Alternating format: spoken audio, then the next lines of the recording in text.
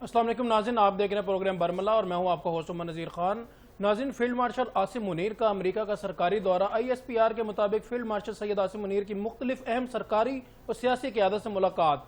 ISPR के मुताबिक field marshal Syed Asim Munir ने सुबकदोश होने वाले सेंटागाम कमांडर जनरल माइकल ई कोरिल्ला की रिटायरमेंट और एडमिरल ब्रैड कॉपर की कमान संभालने की तकरीब में शिरकत की। नाज़रीन, दो तरफा ताल्लुकात मजबूत बनाने जनरल कोरिल्ला के किरदार की तारीफ। फील्ड मार्शल ने पाकिस्तानी निसाद अमेरिकी कम्युनिटी से मुलाकात भी की, इंटरैक्टिव सेशन भी किया गया।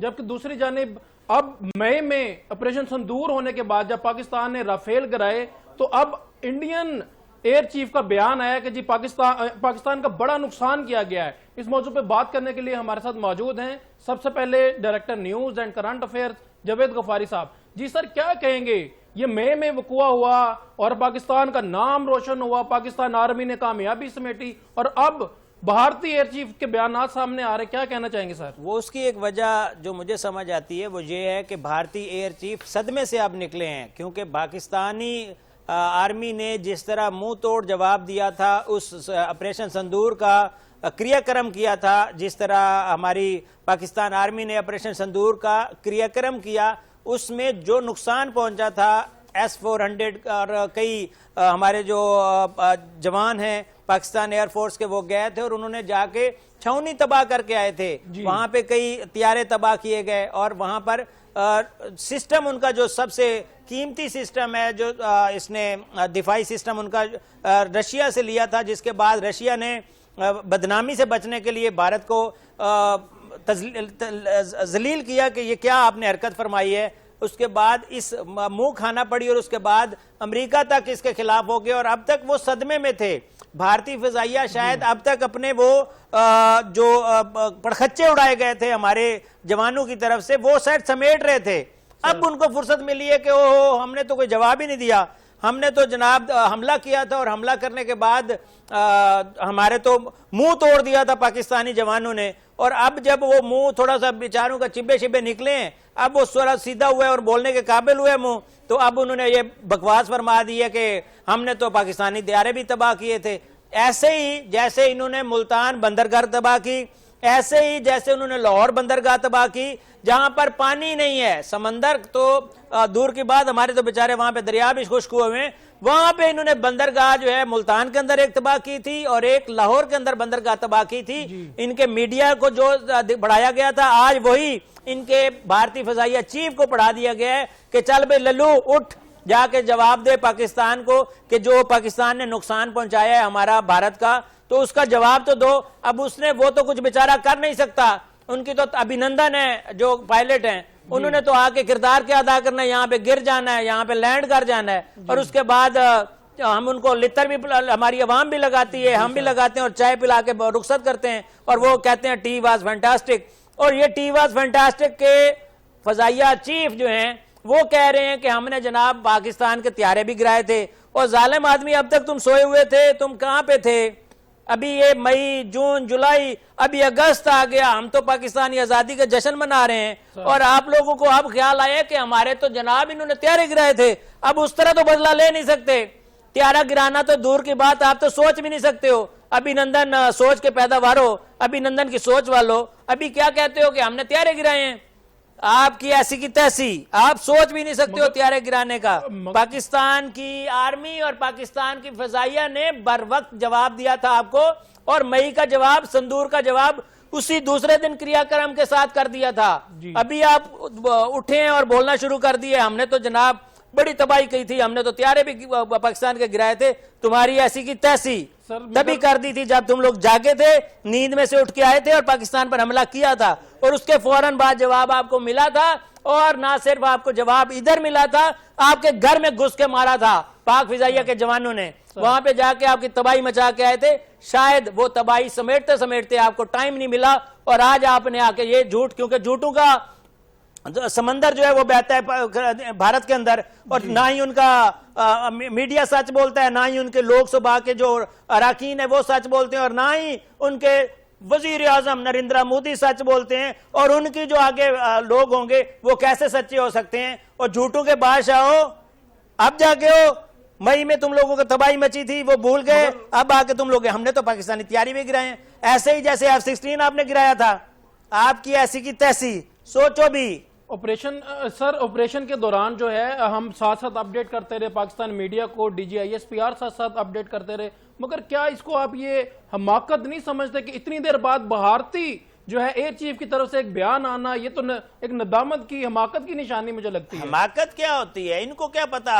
हमाकत और सदाकत और इनसे तो कोई इनका लेना देना है ही नहीं। ये तो जहालत के वो पैदावार हैं। इनके अकल आप चेक करो, उसकी शक्ल चेक करो, उस जिस डिफेंस इसके भारत फिजाइया के मिनिस्टर उसने ये पैगाम दिए, उसकी सिर्फ शक्ल चेक करो, ऐसे बैठा हुआ है जैसे टुन्न होके बैठा है। तुम्हें इतना समझ नहीं है कि ये बात मई के अंदर हुई थी, ये वाकया मई के अंदर आया था, और आज तुम आके उठ के बैठ के कह रहे हो हमने तो पाकिस्तानी त्यारे भी गिराए थे। तुम्हारी ऐसी की तैसी पाकिस्तानी त्यारे गिराने का सोचो भी सही। हमारे क्या इधर पाकिस्तान आर्मी और पाकिस्तान फजाइया जो बैठी हुई है, जिन्होंने अल्हम्दुलिल्लाह जश्न मनाया, जिसका आज हम मार्का हक के नाम से इस आजादी का जश्न का नाम दे दिया है। हम यहाँ पे जीत के जश्न मना रहे हैं और आप लोगों को हार के भी शर्म नहीं आ रही। बेशर्मो, आज आप कह रहे हो कि हमने तो पाकिस्तान के त्यारे गिराए थे। तुम्हारी ऐसी की तैसी पाकिस्तान का त्यारा सोचना भी मत ऐसा, क्योंकि आप लोगों ने कहा हमने तो गढ़ में घुस के F-16 गिराया था। F-16 पूछो अपने आकाओं से, वो गिन के गए हैं कि F-16 हमारे पास पूरे हैं। वैसे ही तुम आज कह रहे हो त्यारे, कौन से त्यारे गिराए थे? तुम्हारी सोच है त्यारे गिराने की, तुम्हारे अभिनंदन आके त्यारे गिराएंगे, वो खुद गिर जाते हैं। गिरे हुए लोगों गिरी हुई बातें करते हो बस। जावेद गफारी साहब, हम आपकी तरफ वापस आते हैं। हमें ब्रिगेडियर आसिफ हारून साहब ने ज्वाइन किया। जी ब्रिगेडियर साहब, क्या कहना चाहेंगे जावेद गफारी साहब के मौकफ पे? जी आसिफ हारून साहब, काइंडली। जी क्या कहना चाहेंगे आप? जी, मैंने उनकी सारी बातें सुन ली हैं, मैं उनकी पूरी तायद करता हूं। और ना ये कि पाकिस्तान में बच्चा जो है बाखबर है और उनको मालूम है कि क्या हुआ, क्या सच है, क्या झूठ है। तमाम दुनिया जो है इस वक्त उन्होंने एक्नॉलेज कर लिया हुआ है, और ये जो है अब ये तारीख का एक हिस्सा बन चुका है। 4 दिन की जंग में जो मार हमने पाकिस्तान से जो 7 गुना बड़ी जो ये अफवाज थी और रिसोर्सेस थे उनके, जो बड़ा उनको घमंड था, वो तो हमने खाक में मिला दिया। और यही वजह है कि जो अमेरिका जो है वो इतना आज उससे नाला है और नाराज हो गया हुआ है, बददिल हो गया हुआ है, और उसकी जो सारी मोहब्बतें पाकिस्तान की तरफ बढ़ गई हैं, ये उस 4 दिन का नतीजा है जी। और वो अब हर चीज जो है रिकॉर्ड पे आ गई है कि कितने लॉस हुए, कितने क्या हुआ दोनों तरफ से, उसमें कोई शक शुबे की बात नहीं है। वो जो बात बुखारी साहब ने बताई है सारी, वो बिल्कुल 100% दुरुस्त है। ब्रिगेडियर साहब, मैं आपकी तरफ दोबारा आता हूँ। जावेद गफारी साहब, क्या कहना चाहेंगे सर ब्रिगेडियर साहब के मौकफ पे कि ये सारे उस ऑपरेशन के रद्दे अमल में सारी चीजें आ रही हैं, ट्रंप का 50% टैरिफ लगा देना, अब वो 100% लगाने का कह रहे हैं, और हर तरफ जो है बेइज्जती और जिल्लत हो रही है भारत की, क्या कहना चाहेंगे सर? ब्रिगेडियर साहब का भी शुक्रिया। ब्रिगेडियर साहब, पता क्या हुआ, आज जो प्रोग्राम का टॉपिक था ना, मेरा दिल कर रहा था कि पहले मैं इसके ऊपर हंसूं और इस फिजाइया के जो सरबराह हैं, ये उसकी स्टेटमेंट है। आप यहां से उनके मेंटेलिटी का अंदाजा लगाएं कि इस ऑपरेशन को मर चुका है, ये संदूर क्रियाक्रम हो चुका है उसका, और आज वो उठ के ये स्टेटमेंट दे रहे हैं कि हमने तो पाकिस्तान के त्यारे गिराए थे। मैं हैरान इस बात पे था कि ये इस लेवल के ऑफिसर्स होते हैं वहां पर। अल्हम्दुलिल्लाह हमारा तो लेफ्टिनेंट जो होता है वो इतना समझदार होता है और उसकी तरबियत के अंदर नजर आता है कि वो एक फौजी है। और यहाँ पर आप उनका जो फजाइया का वो जो सरबराह है, उसकी ये स्टेटमेंट देख के मैं तो हैरान हो गया हूं। ब्रिगेडियर साहब, आप इसके अंदर क्या कहेंगे कि यकीन कर लें, मेरा लेफ्टिनेंट इतना समझदार, इतना तेज, इतना शातिर कि हमारी कमांडो की सरबराही कर रहा होता है। कई ऑपरेशन सिक्योरिटी फोर्सेस के ऐसे होते हैं जिनको हमारा लेफ्टिनेंट जो है वो कर रहा होता है, लेफ्टिनेंट उसकी वो सरबराही कर रहा होता है, और उनके फजाइया का सरबराह होकर इस तरह की स्टेटमेंट देते हुए शर्म से डूब क्यों नहीं मरा? जिसके भी कहने पे की है वो ये कम से कम स्टैंड तो लेता कि यार ये स्टेटमेंट मैं नहीं दे सकता, मेरे कैलिबर के खिलाफ है, मेरे स्टेटस के खिलाफ है। उसको बाकायदा तौर पे पुश किया होगा, उसके सियासतदानों ने, नरेंद्र मोदी ने पुश किया होगा। बहरहाल कोई तो रिस्पेक्ट होनी चाहिए।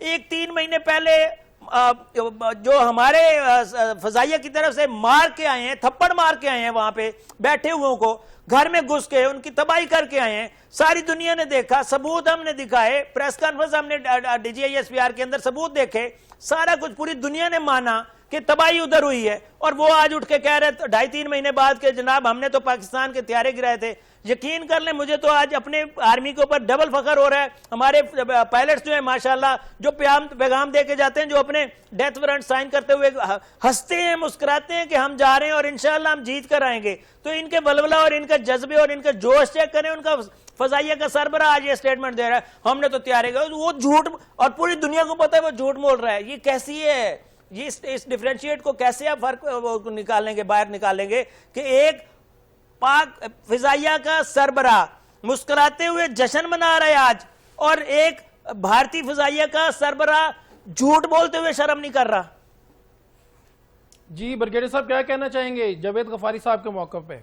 जी बिल्कुल बेहतरीन बात कर रहे हैं, सही उनको चपेड़े मार रहे हैं, और उनको चपेड़े क्या, उनकी तो गत बनानी चाहिए, क्योंकि एक तो उन्होंने इतनी अजीमत उठाई, इतनी जलील हुए, और ऊपर से और जो थोड़ी उनकी बची खुची जो उनकी साख रह गई थी वो और उन्होंने आज मिट्टी में ये मिला दी है। तो अब उसको क्या कहें। अब आप दोनों एयर चीफ को आप कंपेरिजन कर लें। हमारे एयर चीफ जो है वो सोए नहीं, वो ऑपरेशन रूम में वर्दी में ही रहे, और हर चीज जो है सेकंड की खबर और गाइडेंस मॉनिटरिंग करते रहे कि ये करो, वो करो, फलाना करो। 1 घंटे में हमने बाजी जीत ली थी 6-7 की रात को, 1 घंटे में। और उसके बाद मुकम्मल पैरालिसिस हो गया था, जहां तक ये इंडियन एयरफोर्स थी उनमें दम खत्म हो गया था, उड़ने के काबिल ही नहीं रहे थे, पीछे चले गए थे फिर। और ये फिर जो है ना थोड़ी बहुत इन्होंने कोशिश की, जो 10 तारीख को, वो फिर जो है ना वो हमारी जो जमीनी अफवाज है उन्होंने उनकी कसर निकाल दी, और जो रही सही कसर थी जो फिर हमारी एयरफोर्स ने उनकी जो एयर बेसेस वगैरह जो है ज्यादातर जो है ऑक्युपाइड कश्मीर में, वो उनकी हमने तबाह कर दी। और ये तो हकीकत की बात है कि जो पहले रात को हमने उनको 40 से ज्यादा उनके राफेल और SU-30 जो थे लॉक कर दिए हुए थे। ये तो हमारा अपना एक रेस्ट्रेंट था कि हमने उनके सारे नहीं, वरना सब मारते। अब नेक्स्ट टाइम आएंगे तो फिर एक भी नहीं बचेगा, सब जो है उनको फिर परिंदों की तरह मारेंगे, जैसे हमने इनके ड्रोन जो है परिंदों की तरह ये जी सर जावेद गफारी साहब क्या कहेंगे आप ब्रिगेडियर साहब के मौक़िफ़ है कि ये 1 घंटे में ही हमने बाजी जीत ली थी, और मजीद 40 राफेल जो थे उनको टारगेट किया गया था, मगर हमने एक लिमिटेड उनको नुकसान पहुंचाया। क्या कहना चाहेंगे? ब्रिगेडियर साहब आगाह है ना, उनको तो पता है कि क्या कुछ हुआ था, क्योंकि वहां सिर्फ हम लोगों ने तो A to Z चीजें अपने नजरों से, अपनी आंखों से देखती हैं। हमारे जो पाक फिजाइये के सरबराह थे उन्होंने सुबह ही बता दिया था कि आज क्या होने वाला है। जब हमारा पायलट जीत कर जश्न का मना रहा था, वापस आया था, तो उसने बता दिया था कि मैं क्या कुछ करके आया हूं। और आपको वो स्टेटमेंट नहीं भूलनी चाहिए, जब हमारे पायलट से जब मीडिया टॉक कर रहा था, उसने कहा कि अगर मुझे 15 मिनट मजीद दिए जाते तो मैं बंबई में घुस के मारता और उधर जाके तबाही करके आता। हमारे पायलट ने ना सिर्फ उनके जहाजों को तबाह किया, बल्कि उस ट्रैक को तबाह करके आया जिस ट्रैक से उन्होंने उड़ना था। हम तो उनको कंट्रोल इस तरह किया है हमने कि उसको बांध के उधर मारा है। और वो आज मैं ब्रिगेडियर साहब, मुझे जो जहन में आ रहा है ना वो यही है कि वो बेचारा जो उनका भारतीय फिजाइया का सरबराह है वो जख्मों से चूर था, वो थप्पड़ों की वो जो मुंह उसका चिब्बा हो गया था, उसको मारा जो हमारे फिजाइया वालों ने। तो आज उसको दमखम, उसके सांस अब बहाल हुई है। उसके बाद उसको जो उस वक्त सिनेरियो चल रहा था, आज 2.5-3 महीने बाद उसने वही वाली बात कर दी कि मैंने ये कहना है, क्योंकि उन्होंने माइंड बिल्ड किया हुआ था ना। उनका मीडिया बकवास कर रहा था, झूठ बोल रहा था। मुल्तान के अंदर जनाब बंदरगाह के ऊपर हमने कब्जा कर लिया है, लाहौर के अंदर हमने ये वाले झूठ उनको समझाए गए थे। अब भारतीय फिजाइया 2.5-3 महीने बाद जब उसने देखा ना कि यार हम तो हार चुके हैं, हम तो शिकस्त वो करें वो, लेकिन वो उधर ही क्योंकि तबाही हुई थी वहां पर, हो सकता है ये उस बेस में मौजूद हो जहां पर हमारे त्यारे गए थे, तो वो जहनी तवाजन खो बैठा है। आज उसको याद आया कि यार हम तो जंग में, हालात जंग में थे, ये उसको ये नहीं पता कि जंग तो खत्म हुए 3 महीने हो गए, आज मैंने ये बात क्यों करनी है। इसलिए ना ही उसका खुद पे कंट्रोल है, ना उसकी स्टेटमेंट पे कंट्रोल है। ब्रिगेडियर साहब सर जावेद गफारी साहब का कहना है कि दिमागी तवाज़ुन जो है वो इसका खराब हो गया है, ये अपने होश हवास खो बैठा है भारतीय एयर चीफ। क्या कहेंगे आप? नहीं, वो उसके तो होश और हवास जो है जंग से पहले ही वो खो चुका था। आपको उसकी स्टेटमेंट याद नहीं है कि वो बार बार ये कह रहा था कि जो पाकिस्तान की एयरफोर्स है वो बहुत मजबूत है और हमारी अपनी एयरफोर्स में बहुत सी कमजोरियां हैं। वो मिक्स की कमजोरियां बता रहा था, वो अपने पायलट्स की कमजोरियां बता रहा था। ये सारी चीजें जो है वो बार बार इनको तंबीह कर रहा था कि जी वो न करें, लेकिन वो फिर मोदी जो है वो तो अपने ही एक नशे में था और सातवें आसमान पे ये पहुंचा हुआ था। ब्रिगेडियर आसिफ अरुण साहब, हमें ब्रिगेडियर मीर साहब ने ज्वाइन किया है। ब्रिगेडियर नादिर मीर साहब, thank you so much for your time. Brigadier साहब क्या कहेंगे? जावेद गफारी साहब का कहना है कि भारतीय एयर चीफ जो है वो अपने होशो-हवास खो बैठा है। अब मई का ऑपरेशन हुआ, सारा कुछ हुआ, जीत थी या हार थी वो आज बयान दे रहा है, जबकि पाकिस्तानी फौज ने, DGISPR ने लम्हा ब लम्हा पाकिस्तान मीडिया को, इंटरनेशनल मीडिया को ब्रीफिंग्स दी। क्या कहेंगे ब्रिगेडियर नादिर मीर साहब? इंडिया के एयर चीफ का कोई कसूर नहीं है। उसने पहले भी, इस जंग से पहले भी बताया था कि इंडिया की एयरफोर्स में क्या खामियां हैं, क्या मसाइल हैं, लेकिन उस पर कोई, वहां इंडिया में जो माहौल चल रहा है एक प्रोपेगेंडा और पागलपने का, उस पर किसी ने वैल्यू नहीं की। और उसके बाद जब जंग हुई 4 दिन की, तो जो पाकिस्तान एयरफोर्स ने किया वो ना सिर्फ इंडिया और पाकिस्तान बल्कि पूरी दुनिया ने देखा। तो there is nothing to discuss. इस पे तो आप पता नहीं क्यों बहस कर रहे हैं या बात कर रहे हैं। आज स्टेटमेंट आई ना, आज स्टेटमेंट आई ब्रिगेडियर साहब, कमेंटिंग दिस स्टेटमेंट। वो तो बेचारा ही वर्ड है, मजबूर है या पॉलिटिकल प्रेशर में है गवर्नमेंट के, या जो भी इंडिया की जिस पागलपना है वो दुनिया में बेइज्जती हुई है, ग्लोबल स्टेचर उनका बहुत नीचे आ गया है, उसकी वजह से है। It has nothing to do with the military battle which took place. इसका कोई ताल्लुक नहीं है हकीकत से। और दूसरा, आपको पता है वहां एक बॉलीवुड माइंड चलता है, उनके मीडिया में जो बात चलती है वो सारी बातें आपको पता है। We don't have to waste time on that. आप ये देखें कि उधर वो ये बयान दे रहे हैं, दूसरी तरफ पाकिस्तान की साइड पे देखे ना, पाकिस्तान में तो कोई कुछ नहीं कह रहा, जरूरत नहीं कहने की। और बल्कि उसका सबूत ये है कि फील्ड मार्शल ऑफ पाकिस्तान को second time with in 2 months, 1 महीने के अंदर उनको इनवाइट किया गया अमेरिका में। किस जगह पे गए हैं? जनरल कुरेला जो रिटायर हो रहे हैं,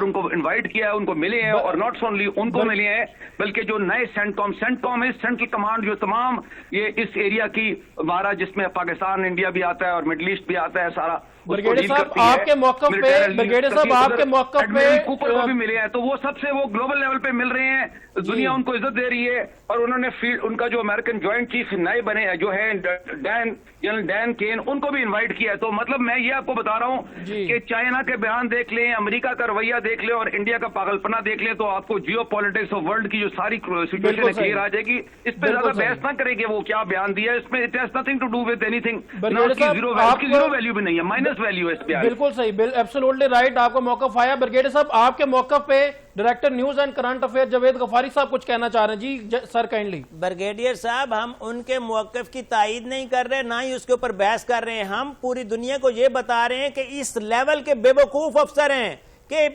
फजाइया के चीफ होकर वो ये बयान 3 माह बाद दे रहे हैं। हम तो उसकी इस फजूल मेंटेलिटी को डिस्कस कर रहे हैं कि कितने इस तरह की मेंटेलिटी वाले लोग वहां पे कमांड संभाल के बैठे हुए हैं। वो फिजाइया की कमांड संभालने वाला 2.5-3 महीने बाद जागा और उसने ये बात कर दी। हम तो इस चीज को डिस्कस कर रहे हैं कि किस मेंटेलिटी क्या है। हम तो इस तरह की बोदर ही नहीं करते, हम तो कहते हैं कि ऐसी की तैसी कर दी थी। हमने तो घंटों में अंदर उनको जवाब दिया था। हमने तो इस तरह के 3 महीने नहीं लगाए, सिर्फ जवाब देने ने उन्होंने 3 माह लगा दिए। हम तो इस चीज को डिस्कस कर रहे हैं कि इस मेंटेलिटी के ऑफिसर वहां पे बैठे हुए और हमारे अल्हम्दुलिल्लाह एक लेफ्टिनेंट जो है वो कमांड करता है पूरी की पूरी उसको एक ऑपरेशन को और वहां पर जीत के आता है अल्हम्दुलिल्लाह। हम तो ये चाह रहे हैं कि हमारा एक जो छोटे लेवल का ऑफिसर होता है, पहली उसकी पोस्ट होती है, वो इस तरह की सोच भी नहीं सकता जो उसने स्टेटमेंट दे दी। हम इस मेंटेलिटी को डिस्कस कर रहे हैं कि किस तरह का डिफरेंस है उनका और हमारा।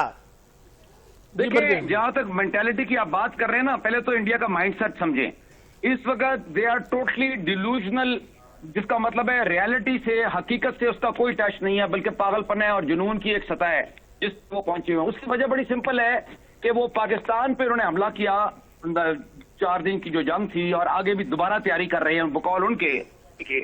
और Pakistan is not only a very powerful state, बहादुर लोग हैं, रेजिलियंट नेशन है, मीडिया हमारा अलर्ट। उसके अलावा Pakistan is a very very advanced nuclear power. मैंने कहा एडवांस्ड न्यूक्लियर पावर, इसके आगे मैं कुछ नहीं कहूंगा।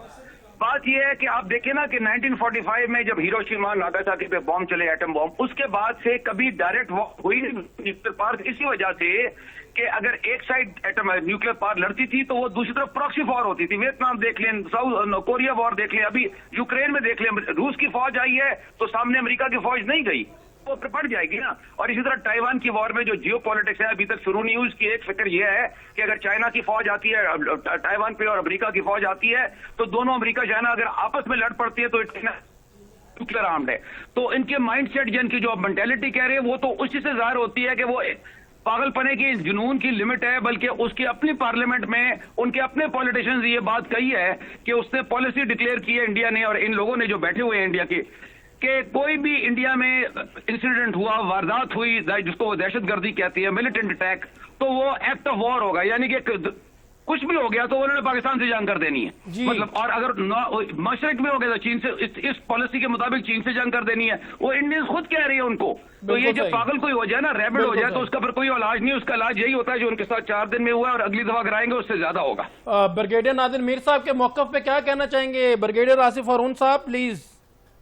नहीं, वो ठीक कह रहे हैं ब्रिगेडियर साहब, जो है वो सब बातें बताने की कोशिश कर रहे हैं कि जो डिटरेंस होता है न्यूक्लियर का, पूरी कोल्ड वॉर जो हुई उसकी यही वजह थी, न्यूक्लियर डिटरेंस का। जहां भी जिसके पास भी न्यूक्लियर सलाहियत है वहां कोई उसके साथ मत्था नहीं लगाता। तो ये चीज जो है इनको क्यों समझ नहीं आई? क्या पाकिस्तान की जो न्यूक्लियर पावर है और मिसाइल पावर है इंडिया से बेहतर है? और ये उनको मालूम नहीं था कि हमने भी एक रेड लाइन ड्रॉ की हुई है, हमारे पास भी एक क्रेडिबल डिटरेंस है, जो फुल स्पेक्ट्रम डिटरेंस हमारा ये हो गया हुआ है। तो क्यों उन्होंने इतना बड़ा ये रिस्क लिया? वो यही लिया कि उनको इतना ज्यादा घमंड था, इतना अपने ऊपर ये यकीन था, और उन्होंने ये समझा कि पाकिस्तान अंदर से शायद ये बहुत खोखला और कमजोर हो गया है कि वो अब बोलेगा नहीं और मैं उसको चंद थप्पड़ मार के तो मैं ये काम खत्म कर लूंगा और अपनी चौधराहट मनाऊंगा। तो वो उसको सबक अभी सीख लेना चाहिए, उसको समझ आ जानी चाहिए और आइंदा उसको ऐसी गलती दोबारा करनी नहीं चाहिए। बिल्कुल सही, बिल्कुल सही। Thank you so much brigadier Asif Haroon साहब। जी जावेद गफारी साहब, सर क्या कहना चाहेंगे ब्रिगेडियर साहब? जब ब्रिगेडियर आसिफ हारून बात कर रहे थे तो मैं हंस रहा था, मैं स्माइल कर रहा था कि वो असल में जहालत से, अगर कोई जहालत का दर्जा होता है ना तो उसको भी थोड़ी बहुत समझ होती है। वो जहालत के दर्जे से भी नीचे है कौम। वो कौम किस तरह जहालत के दर्जे से नीचे है कि उनके जो लोग हैं वो शायद सिर्फ और सिर्फ इंडियन मीडिया देखते हैं, वो इंटरनेशनल मीडिया नहीं देखते, वो पाकिस्तानी मीडिया नहीं देखते। पाकिस्तानी मीडिया बाकायदा तौर पर सच बोलता है, तहकीकात करके बात करता है। हम कोई ना कोई रेफरेंस होता है माइंड में, तब हम बात कर रहे होते हैं। अभी मैं बात कर रहा हूं तो हम किसी रेफरेंस पे बात कर रहे हैं, क्योंकि ये एक रेफरेंस है कि 3 माह पहले जंग हुई थी, जंग के अंदर ये नुकसान हुए थे, हमारे पायलट्स गए, हमारे पाकिस्तान आर्मी ने जवाब दिया, हमारे मार के हक हम जीते। डोनाल्ड ट्रंप के बाद पास नरेंद्र मोदी के लोग गए, वहां पर जाके उन्होंने घुटने पकड़े। हमारे तमाम तर चीजें ऑन रिकॉर्ड हैं। डोनाल्ड ट्रंप ने ये बात एक्सेप्ट की है कि पाकिस्तान ने भारत के त्यारे गिराए हैं, एक दफा नहीं, कम से कम 5 बार वो बोल चुके हैं। वो अमेरिका के सदर हैं, वो पाकिस्तान के नहीं हैं। आप ये बात समझने की कोशिश करें, उनका पाकिस्तान से कोई लेना देना नहीं है। एक अमेरिकी सदर की बात को आप या तो कह दें कि वो गलत बात कर रहा है, या फिर उस अपने आका, अपने पापा की बात मान जाएं कि वो बात सच कर रहा है। अगर वो बात सच कर रहा है तो फिर आपका मीडिया झूठा, जो हमेशा से झूठ बोलता है, आप उसकी बात पे ट्रस्ट कर रहे हैं। आपका मीडिया तो कह रहा था कि पाकिस्तान के अंदर हमने मुल्तान के ऊपर बंदरगाह में हमला कर लिया है, हमने तो वहां पर अपना कब्जा कर लिया है। आप अपने मीडिया से निकलें, आप पाकिस्तान के मीडिया के ऊपर रिलाय ज्यादा करें, क्योंकि इंडियन मीडिया 70% झूठ बोलता है, वो सच नहीं बोलता। आप इस बात को ज़हन नशीन करें और उसके बाद अपनी पॉलिसी बनाएं। आपके जो लोग हैं, पहले तो पॉलिसी बन ही नहीं सकती। नरेंद्र मोदी क्या पॉलिसी बनाएगा? एक चाय वाला मेंटालिटी पर्सन आपने वजीर आजम बनाया, वो क्या पॉलिसी बनाएगा? अगर उसको कोई भी इफ एंड बट लगाकर समझ लिया जाए कि he is a prime minister of India, तो वो पॉलिसी मेकिंग तो कोई होना चाहिए, कोई तो उनका सेटअप होना चाहिए। उसके आगे कौन बोलेगा? अमित शाह खुद चोर है, उसके अलावा कौन बोलेगा? उसके अपने पार्टी के बंदे, वो खुद कातिल हैं, उसको समझाएगा कौन? कोई समझदार होगा तो समझाएगा। इसलिए उसको, जो इंडियन मीडिया है, इंडियन लोग हैं, उनको पाकिस्तान इंडियन मीडिया देखना ही नहीं चाहिए। कोई बाहर का मीडिया देखें और उसको फॉलो करें कि वो जो बात होगी वो सच होगी। हमारे लोग तो सारे के सारे झूठे हैं। अब इससे बड़ा झूठ क्या होगा? 2.5-3 महीने बाद कहते नहीं हमने तो पाकिस्तान के त्यारे गिराए थे। जावेद गफारी साहब, हमें vice air marshal Abid Rauf साहब ने ज्वाइन किया। जी आबिद रौफ साहब, क्या कहना चाहेंगे आप? आज जो है भारतीय एयर चीफ का बयान आ रहा है सामने, क्या कहेंगे इस पे? मई का वकूआ है ये सारा।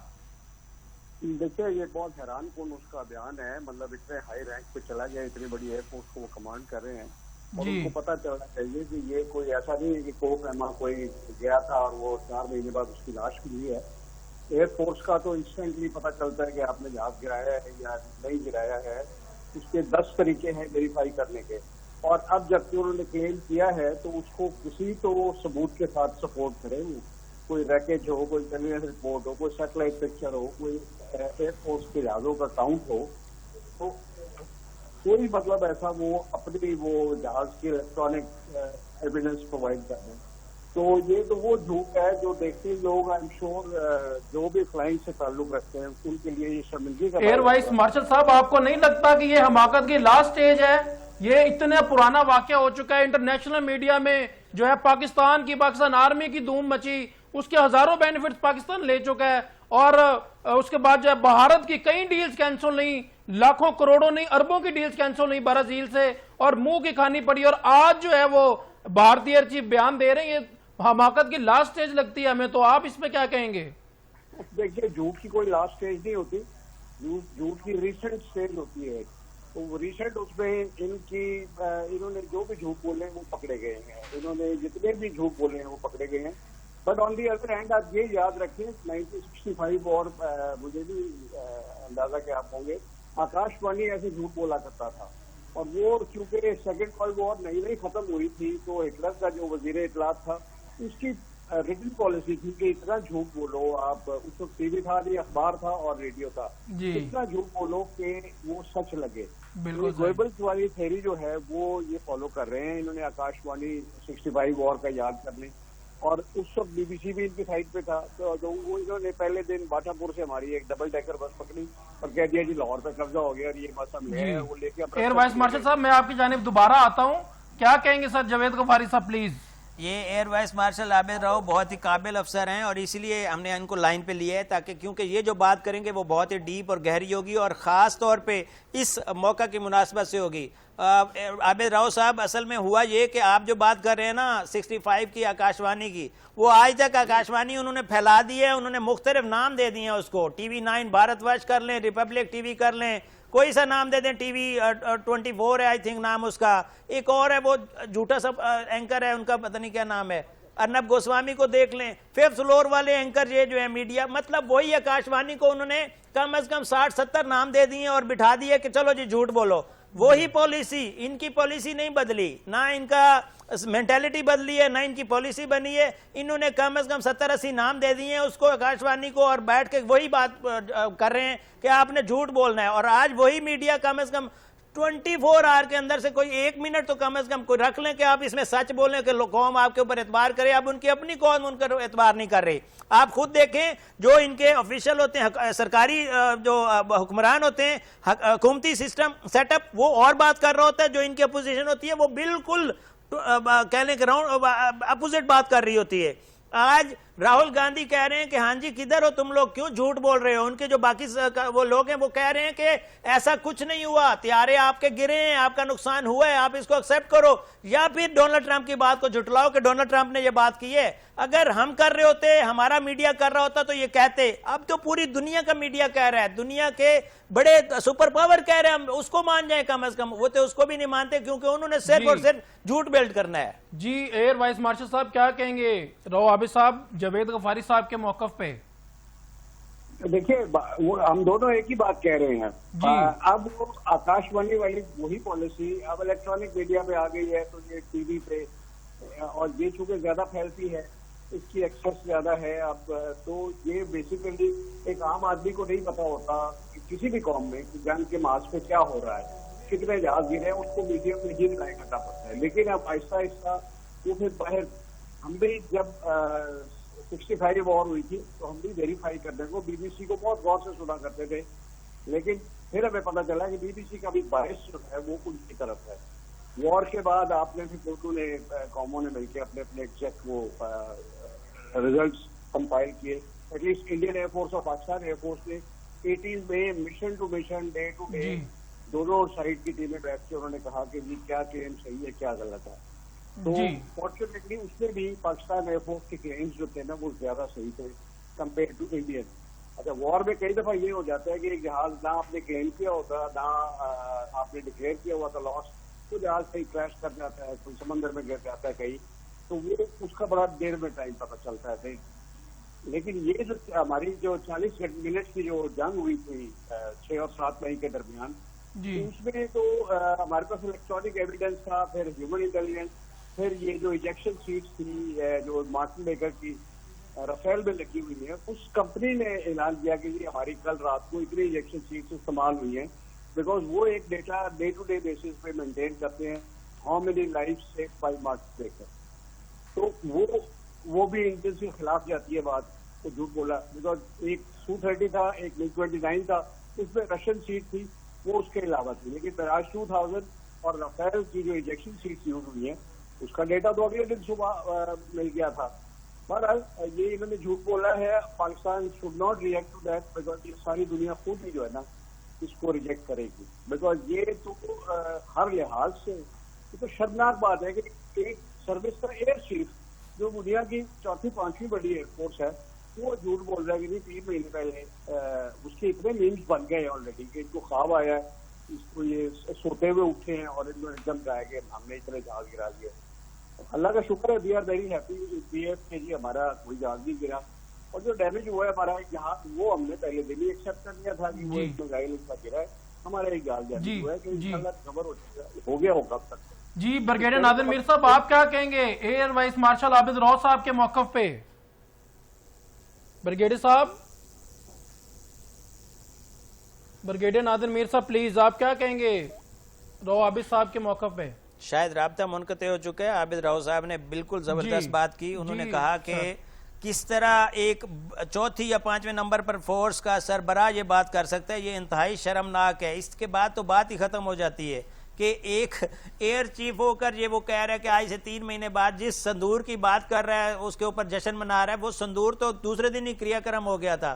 तो राव साहब ने बिल्कुल बात ठीक की है कि ये तो इंतहाई शर्मनाक बात है। अभी आप अपना नया टॉपिक जो आपने अमरीकी वाले से किया था उसके ऊपर अगर बात करें तो मेरे ख्याल में वो ज़्यादा बेटर होगी। राव साहब माशाल्लाह इसके ऊपर भी काफ़ी वो रखते हैं, इंफॉर्मेशन रखते हैं कि अमेरिका में हमारा जो फील्ड मार्शल मौजूद है और पूरा वफद मौजूद है, उस बारे में आप राय लें इनसे। जी काइंडली बताइएगा राव आबिद साहब। अभी हमारे फील्ड मार्शल साहब ने जो है ऑफिशियली अमेरिका का दौरा किया है और वहां पे जनरल साहब के रिटायरमेंट पे मौजूद थे और नई कमान संभाल रहे थे, तो क्या कहेंगे इस पे आप?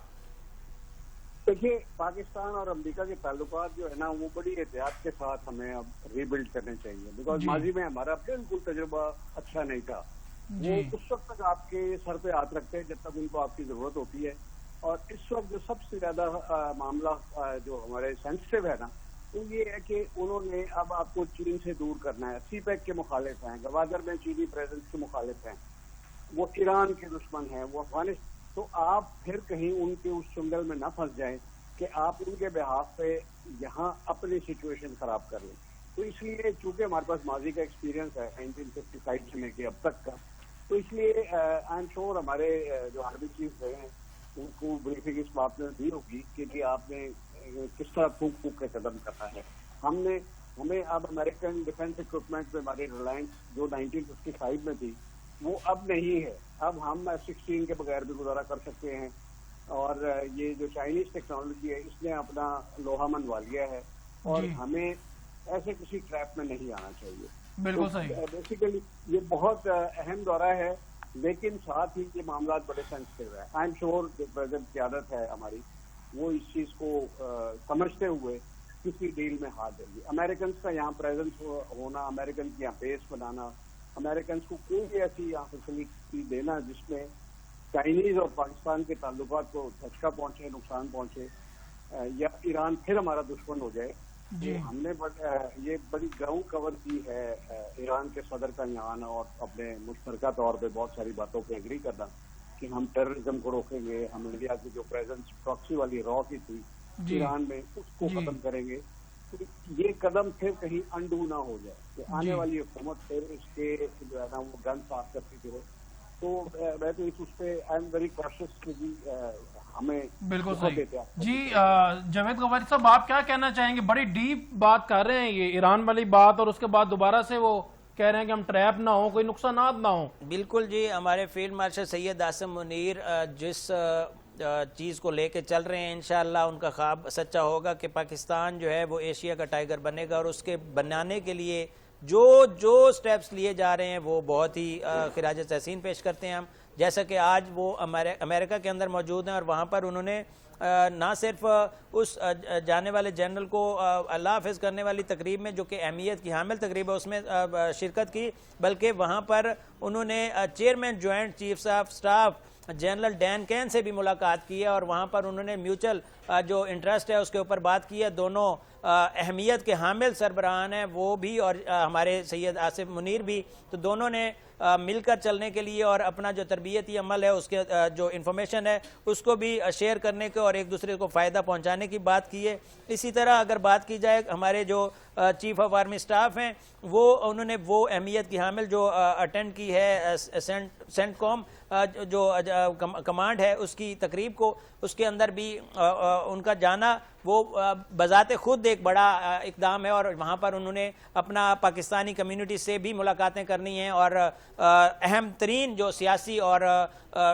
मिलिट्री पर्सनैलिटीज़ हैं वहाँ पर भी उन्होंने मुलाकातें करनी हैं। तो ये दौरा इंतहाई अहमियत का हामिल है, और इस दौरे से जो पिछला दौरा था उसको भी कनेक्ट किया जाए तो आपको याद होगा कि वो दौरा उस वक्त हुआ था जब ईरान और इसराइल आमने सामने थे, और उस वक्त जंग का एक महाज खड़ा हुआ था, और उस वक्त भी हम ये बात कर रहे थे कि सैयद आसिम मुनीर का अमेरिका में जाना ये ना सिर्फ अमन की एक दलील है, बल्कि अमन को पूरी दुनिया के अंदर कैसे अमल दरामद करना है वो आपने देखा कि उस वक्त जो स्टेप लिया गया, डोनाल्ड ट्रंप जो कि फ्रंट फुट पे इसराइल को सपोर्ट कर रहे थे, उन्होंने बैक फुट किया, और उन्होंने ना सिर्फ इसराइल को सपोर्ट करना छोड़ा बल्कि ईरान के हक में बोलना शुरू कर दिया। ये थी हमारी जीत, और ये था हमारे फील्ड मार्शल सैयद आसिम मुनीर का किरदार कि किस तरह उन्होंने ना सिर्फ उनका फ्रंट बैक पे जाना मुमकिन बनाया बल्कि ईरान के हक में उन्होंने स्टेटमेंट दी थी। आपको याद होगा उसी दिन जब ये सैयद आसिम मुनीर उनसे मुलाकात करके आए थे, और उसके बाद वो दौरा भी बहुत ही कामयाब था, और उसके बाद सैयद आसिम मुनीर ने मुख्तलिफ ममालिक का दौरा किया, चाइना भी गए थे, और अभी दोबारा अमेरिका में मौजूद हैं। तो ये भी इंतहाई अहमियत का हामिल दौरा है, और हम देखेंगे कि इसके भी बेहतरीन नताइज निकलेंगे, और जैसा कि हम दुनिया के अंदर उभरती हुई अमन का पैगाम लेके जाने वाली कौम बन रहे हैं या मुल्क बन रहे हैं, इंशाअल्लाह आने वाला टाइम जो है वो पाकिस्तान का है। और ये इस चीज़ की दलील है कि ना सिर्फ हमारी क़यादत बल्कि हमारा जो फील्ड मार्शल है सैयद आसिम मुनीर, उनसे काफ़ी जो ममालिक हैं वो राब्ते में हैं कि उनको भी इस तरह की तरबियत दी जाए कि वो डिफेंस भी अपना मजबूत कर सकें, और इस तरह का अगर कोई भारत जैसा किसी का दुश्मन है जो बेवकूफ़ भी है, जाहिल भी है, उससे निपटना कैसे है, तो वो भी इनसे सीख सकें। तो ये बहुत ही बड़ी बात है कि आज हमारे field marshal Syed Asim Munir America के अंदर सरकारी दौरा पर है, और वहाँ पर वो अहम तरीन मुलाकातें कर रहे हैं। आबिद साहब क्या कहेंगे, पाकिस्तान एयरफोर्स जो है बड़ा भरपूर जवाब दिया, अब टेक्नोलॉजी को इंप्रूव करने की जरूरत है, वक्त की जरूरत है।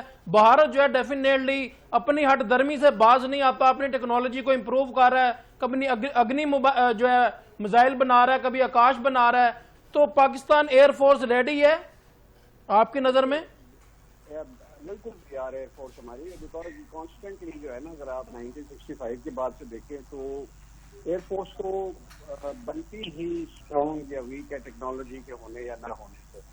अगर आपके पास टेक्नोलॉजी अच्छी है, आपको खतरे का एहसास है, तो ये एक किस्म की कैट एंड माउस गेम है कि जी दुश्मन के पास क्या है और क्या उसका मुकाबला कर रहे हैं, और आपको एक कदम आगे रहना है। बिल्कुल सही। पाकिस्तान एयरफोर्स की लीडरशिप ने हमेशा बहुत इस पे एम्फेसिस किया है, इसको हर जहां से नई टेक्नोलॉजी मिली है वो की है। और आज जो है ना 1945 की जो सेकेंड वर्ल्ड वॉर खत्म हुई थी, उसके बाद ये तय हो गया था कि सबसे स्ट्रॉन्ग आर्म जो है तीनों सर्विसेज में वो एयरफोर्स की है, और वही जंग जितवाती है। अगर अच्छा करे, वो अगर अच्छा खराब करे तो वो हरवाती है। ये सेकेंड वर्ल्ड वॉर खत्म ही एयरफोर्स की बदतरी से हुई। मगर रॉब साहब कहा जाता है कि अब एयरफोर्स की जंग रह गई है, मैक्सिमम रोल या मेजर रोल कह लें आप, वो एयरफोर्स का ही होता है। तो क्या कहेंगे इस पे आप? जो आर्मी के लिए भी लड़ती है और नेवी के लिए भी लड़ती है, और दुश्मन को दूर जाके मारने की सलाहियत सिर्फ एयरफोर्स में है। वो दौर गए कि फौजी आपस में बॉर्डर के 4-5 किलोमीटर आगे पीछे लड़के एक दूसरे को धकेल देते थे। वो काम भी अब एयरफोर्स करती है। 71 वॉर में हम ईस्ट पाकिस्तान में इसलिए हारे कि हमारे पास एयरफोर्स नहीं थी। आर्मी बहुत अच्छा लगती है आर्मी के साथ, लेकिन जब वो दुश्मन आर्मी और एयरफोर्स दोनों ले आए तो फिर दूसरी आर्मी नहीं इफेक्टिव नहीं लड़ सकती। यही हमारे साथ हुआ। 5 दिसंबर 71 को हमारी एयरफोर्स जो थी ग्राउंड हो गई थी, क्योंकि रनवे एक ही था, वो टूट गया था। तो ये लेसन जो है ना, आप आज भी इंटरप्रेट कर सकते हैं। ये 6 और 7 मई को जो ड्रामा हुआ 1 घंटे का, वो एयरफोर्स टू एयरफोर्स था, तो उसमें आर्मी कॉल भी नहीं हुई। तो इस लिहाज से ये बहुत जरूरी है कि एयरफोर्स टेक्नोलॉजिकली दूसरे से बेहतर रही हमारी। जी सर, जावेद गफारी साहब क्या कहेंगे आबिद राव साहब के मौक़िफ़ पे? बिल्कुल, आबिद राव साहब जिस तरह माशाल्लाह महारत से बात कर रहे हैं, मैं उस तरह तो नहीं कर पाऊंगा, लेकिन टेक्निकली अगर देखा जाए तो पाकिस्तान अफवाज जो हैं वो पहले जैसी नहीं है। यही तो मैं कहता हूं कि ऑपरेशन सिंदूर जब शुरू किया, मगर सर ये MM आलम की याद तो आती होगी। आज वो उस दौर में भी पाकिस्तान जो है उसकी एक रिस्पेक्ट थी दुनिया की नजर में, और आज भी यही तो मैं बताने जा रहा हूं कि वो शायद 1965 को भूल गए और 1971 उनको याद रहा कि शायद आज भी वो 1971 समझ रहे हैं, और वो आएंगे और आकर मार्का फतह करके चले जाएंगे और ऑपरेशन सिंदूर उनका कामयाब हो जाएगा। लेकिन उनको ये नहीं पता था कि आज 2025 है और 2025 की पाक अफवाज बाकायदा तौर पर सीख चुकी हैं, और हम लोग सीखने वाले हैं, और हम अपनी गलतियां ना ही दोहराते हैं और ना ही हम अपनी गलतियां दोहराने का सोच सकते हैं, क्योंकि हम एक जिम्मेदार कौम है और हमारी जो अफवाज हैं वो बहुत जिम्मेदार हैं। उनको पता है कि कहां पर क्या किरदार अदा करना है। हमारे सरबराहान वो भारतीय आर्मी चीफ की तरह नहीं है, वो एक जिम्मेदारी का मुजाहरा करते हैं, बर वक्त हर चीज करते हैं। हम लोग 3 महीने बाद नहीं जागते, हम 3 सेकंड के अंदर, 3 मिनट के अंदर सोचकर 3 घंटों के अंदर अपना पूरा जंग का सफर खत्म कर लेते हैं। तो हम वो वाले नहीं हैं जो 2-3 माह सोचते रहें और उसके बाद करें भी तो ये वाला करके चले जाएं जो आपने संदूर में अपना बेड़ा गर्क किया। आपने तो अपनी संदूर, वो जितनी देर संदूर का रंग रहता होगा या संदूर जितनी देर में वो रहता होगा उतनी देर भी आप तो नहीं टिक पाए। कम से कम आपने ऑपरेशन का नाम रखा था संदूर, तो संदूर जितनी देर वो रहता है, उसका जो धोने से पहले या जितना टाइम उससे संदूर गुजारता है, उतने टाइम तो आपकी लड़ाई की हिम्मत होती। आप में तो इतनी हिम्मत नहीं थी कि कम से कम संदूर का भरम रख लेते। आप लोगों ने तो संदूर का भी क्रियाक्रम करा के छोड़ा है, अपना बेड़ा गर्क तो किया आपने, तो अपनी जो रिवायात हैं उनका भी बेड़ा गर्क करवा छोड़ा है। और हम अल्हम्दुलिल्लाह बयान अल मरसूस वाले हैं, आपको बता दिया कि हम एक सीसा पलाई दीवार हैं और हम सिर्फ लड़ना नहीं जानते, हम अपना दफा भी करना जानते हैं और अपना झपट कर अपना जवाबी कार्रवाई और अपना बदला लेना भी जानते हैं। और ना सिर्फ बदला लेना जानते हैं बल्कि आपके ऊपर कर चढ़ा के आते हैं,